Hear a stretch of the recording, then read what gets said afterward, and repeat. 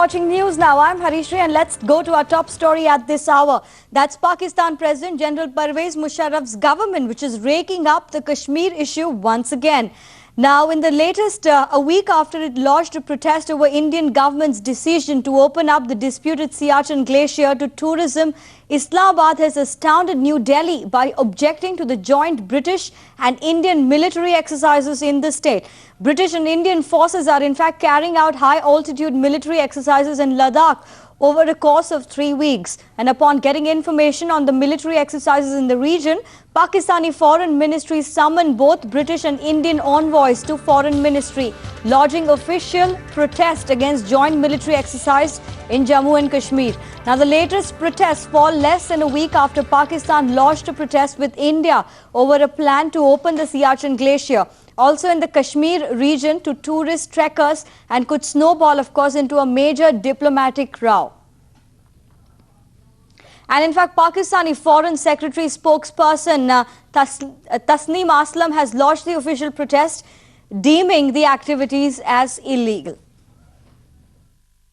This is not a legitimate activity because Jammu and Kashmir, Ladakh is part of Jammu and Kashmir, is an internationally recognized disputed territory, and more than anybody else, Britain should be aware of it.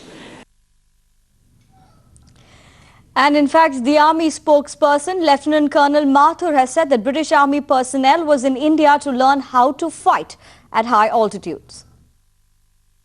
Marine commandos, they want to learn from our art of war, which we have fought at those heights. Fighting, that's called tactical warfare at company level, and snowcraft, icecraft, mountain climbing. These things are the highlights of these, and they want to gain from our experiences, which we have fought on those heights.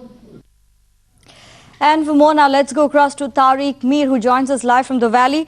Tariq, first, if you can give us some information about the exercise, and also how is the valley reacting to the fresh objections that Pakistan has raised?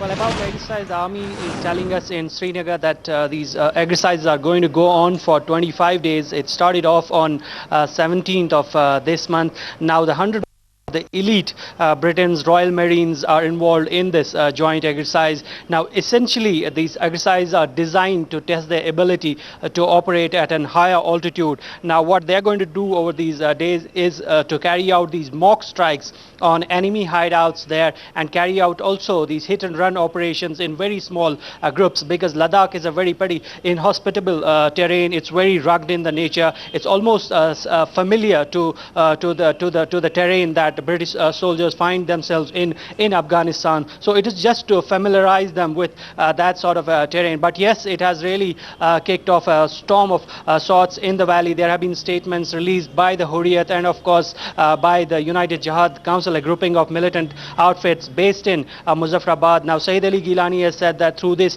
exercise, Government of India wants to justify the occupation of Kashmir, which he feels is disputed in nature. And at the same time, the United Jihad Council has also, of course, condemned these exercises. Now, this didn't stop at that. They have also been objecting to the Government of India's decision to let Siachen Glacier be open to trekkers, and that caused a storm of sorts here. All right, Tariq. We'll leave it at that, and of course keep a close eye on how this latest situation is expected to develop going ahead. Thanks very much for giving us those details. And the hot political story this evening: 3 years